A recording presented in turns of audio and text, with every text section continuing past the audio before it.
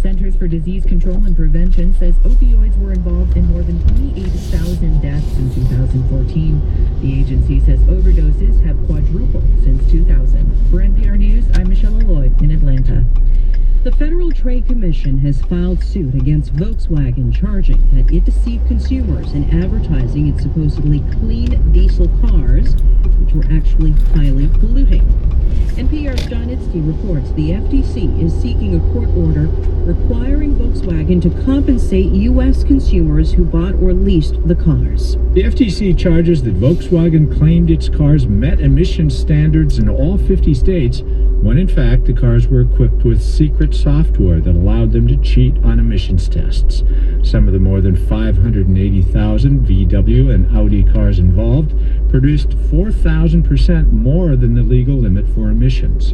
The complaint also says VW promoted the cars in high-profile marketing campaigns, including the Super Bowl, often targeting environmentally conscious consumers. A VW spokesperson said the company continues to cooperate with regulators. John Itzke, NPR News, Washington. The World Health Organization is declaring that Ebola no longer presents a global health threat. This effectively recognizes an end to a nearly 20-month-long emergency during which an epidemic of the virus killed more than 11,000 people, most of them in West Africa. The Dow is up 65 points at 17,600. This is NPR. The Philippine military confirms 10 crew members of a vessel that left Indonesia and headed for a Philippines port were abducted over the weekend. From Manila, Simone Orendine reports a passing mariner found the empty boat in waters off a tiny island province in the southwest Philippines where kidnappings for ransom are rampant. Philippine military spokesman General Restituto Padilla says officials haven't received any information on where the 10 could be, but he says authorities in Tawi-Tawi province are keeping their tugboat. The pilot house was ransacked of all its navigational equipment, and most of the personal belongings of the crew are likewise not found in the vessel. Officials are not saying for sure whether they suspect the Abu Sayyaf group, which operates around Tawi-Tawi. The group started with seed money from Al-Qaeda in the 1990s. When funding dried up, it dropped its extremist ideology and became notorious for kidnappings for ransom and beheadings. For NPR News, I'm Simone Orendine in Manila. West Virginia prosecutors are seeking prison time for the former CEO of Massey Energy, Don Blankenship, who ran the coal mine where an underground explosion in 2010 killed 29 men. In a court filing today, the prosecution asked that Blankenship serve at least 1 year behind bars and pay a fine of $250,000. But the defense says Blankenship should not face more than a fine and probation for his misdemeanor conviction. He was accused of willfully violating mine safety standards when he oversaw West Virginia's Upper Big Branch mine. I'm Lakshmi Singh, NPR News in Washington. Support for NPR comes from the estate of Miles Gatterman, whose bequest is in appreciation of public radio and its commitment to introducing music to all walks of life. And from the Ford Foundation, working with visionaries on the front lines of social change worldwide at fordfoundation.org. The transformation of East New York in the 1960s wasn't simply an issue of racial discord.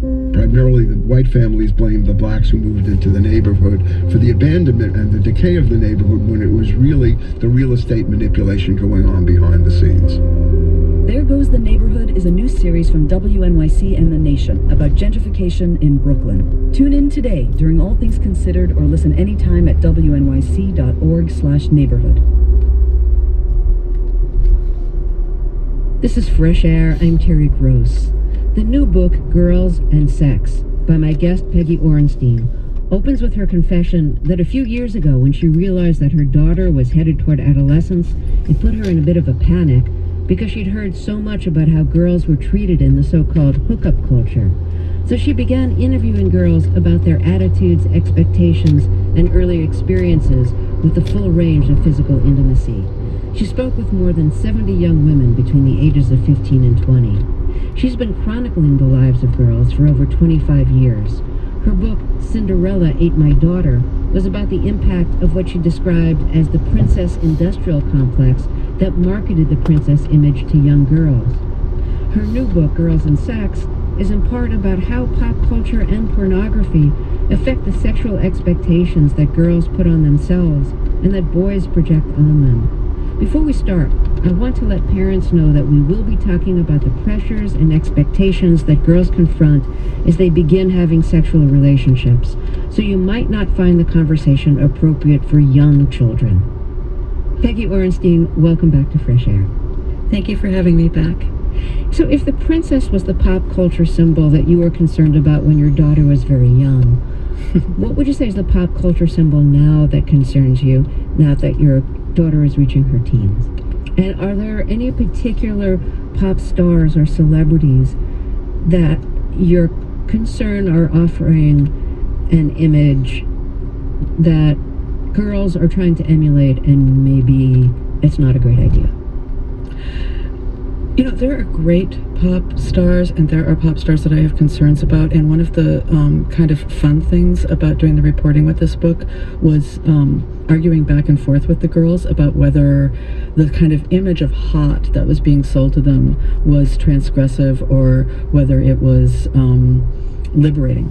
And I guess, you know, right now I'd say the person who embodies that and who drives the older generation that I guess I'm part of crazy is Kim Kardashian. And it was really interesting to me to watch the recent release she did on International Women's Day of her nude selfies. I don't know if you paid attention to that. But what was interesting to me was that there was this argument over whether Kim was a feminist or Kim was a slut. And I kept watching that and thinking, you know, why are those the only two options? And she would talk about, in her defense, she would say, I'm proud of my body and I'm expressing my sexuality. And those two lines were lines that I heard from girls a lot. And I was really taken by them because I kept thinking, you know, when a girl would show me a picture of herself dressed in the crop top and I started calling it the sorority girl uniform, the crop top and the little skirt and the high heels, and she would say, I'm proud of my body. And then a few minutes later she would say, but if she gained a few pounds, she would no longer want to dress like that because she'd be afraid that if she went to a party that some boys would call her what she said was, you know, the fat girl. And I started thinking, well, proud of your body, but who gets to be proud of which body, under what circumstances, and how liberating is it if humiliation lurks right around the corner? And that idea of hot, that idea that we are our bodies and that how our bodies look to other people is more important than how they feel to ourselves is something that an earlier generation might have protested against. But today's generation is sold that as a form of personal empowerment and confidence. But because it's so disconnected from actual feeling within their body, I found that often for girls the confidence came off with their clothes. Oh, that's interesting, especially since they're in a situation where they're having probably a lot more sex at a younger age than previous generations of girls. Well, yes and no. If you're talking about intercourse, kids are not having intercourse at a younger age, and they're not having more intercourse than they used to. They are engaging in other forms of sexual behavior younger and more often. And one of the things that I became really clear on was that we have to broaden our definition of sex, because by ignoring and denying these other forms of sexual behavior that kids are engaging in, we are opening the door to a lot of risky behavior, and we're opening the door to a lot of disrespect. So when I would talk to girls, for instance, about oral sex, that was something that they were doing from a pretty young age, and it tended to go one way. And I got so sort of frustrated by hearing about that, and they did it for a lot of reasons.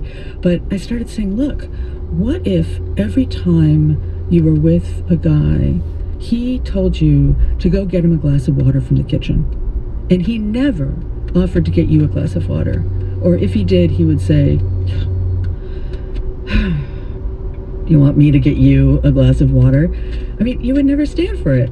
And girls, they would bust out laughing when I said that. And they'd say, oh, I never thought about it that way. And, you know, I thought, well, maybe you should if you think that being asked repeatedly to give somebody a glass of water without reciprocation is less insulting than being asked to perform a sexual act over and over.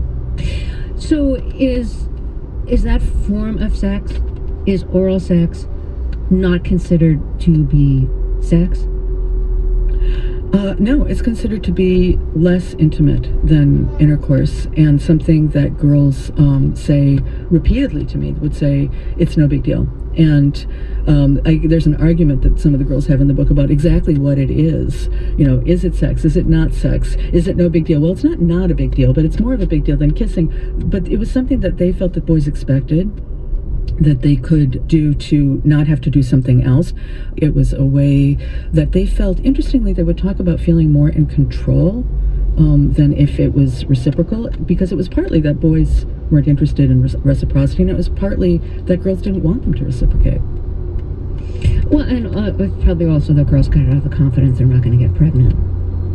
Yes, and it was a way to not get pregnant, but that was pretty far down on their list, honestly. And the other thing that they would say, although this too was pretty far down on the list, was that they felt it was safer sex, which is true and not true, because the rates of STDs have actually shot up among teenagers, even though the rates of intercourse have not, because they think that oral sex is safer sex, and things like gonorrhea are spreading much more quickly. So you write about, hooking up and what that means today. So just that everybody's on the same page, what do you mean when you use that expression? That's one of the things I had to constantly say to girls. They'd say, I hooked up with someone, and say, which means? Because it can mean anything, really. It can mean kissing, it can mean intercourse, it can mean any other form of, sexual interplay. It really is a non-phrase. But what the hookup culture means, kids did not invent casual sex, right? But what has changed is the idea that casual sex is the pathway to a relationship, that sex is a precursor rather than a function of intimacy and affection. You write that on the college campuses you visited, hooking up was the ticket to a social life. Yeah, pretty much if you didn't want to stay home with microwave popcorn calling your parents, especially for freshmen and sophomores, that was kind of what they did. They went out, they got drunk, they hooked up. I feel the need to say, before we go any further, you interviewed a lot of girls for this book. What kind of demographic do they fit into? Like, who are we talking about when we talk about the girls who you spoke with? Well, the main stories I tell in the book span a pretty broad range. Their girls are African American, they're Asian American, they're Latino, they're white, they're Arab American, they're gay, they're straight. All of the girls that I interviewed were educated, and they were all mostly middle class, and that was because I really wanted to talk to girls who had opportunity, who were the real beneficiaries of the feminist movement, because if even those girls who were leaning in the public realm, who had this voice and could speak politically and could speak out in class and had ambitions, if even they were toppling in their personal lives, then I felt that we couldn't deny that there was a problem. Since we're talking about how there are forms of sex other than intercourse that a lot of teenage girls, including young teenage girls, are having now, and they're relatively nonchalant about it, what is the symbolic significance of losing one's virginity now, according to the girls who you interviewed for the book? It was still a big deal, and it kind of surprised me in a way that was such a milestone, because I thought, geez, you've been sexually active for years.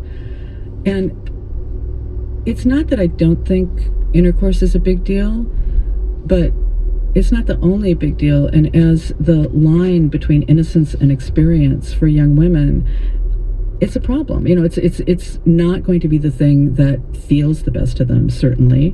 And I think that so much of what I was looking at, whether we were talking about, prioritizing intercourse or non-reciprocal sexual acts, all of it kept coming back to this idea that we are completely silent around girls' sexual entitlement and girls' pleasure. And one of the things that I really took away from this research is the absolute importance of not just talking about them as victims, or not just talking about them as these new aggressors, but really surfacing these ideas of talking clearly and honestly to girls about their own desires and their own pleasures. And we still just really don't do that. So, you know, when my own daughter was little, I remember reading that parents don't tend to name their infant babies genitals if they're girls. You know, for boys, they'll say, here's your nose, here's your shoulders, here's your waist, you know, here's your pee-pee, whatever. But with girls, there's like this sort of blank space. It's right from navel to knees. And that, you know, not naming something makes it quite literally unspeakable.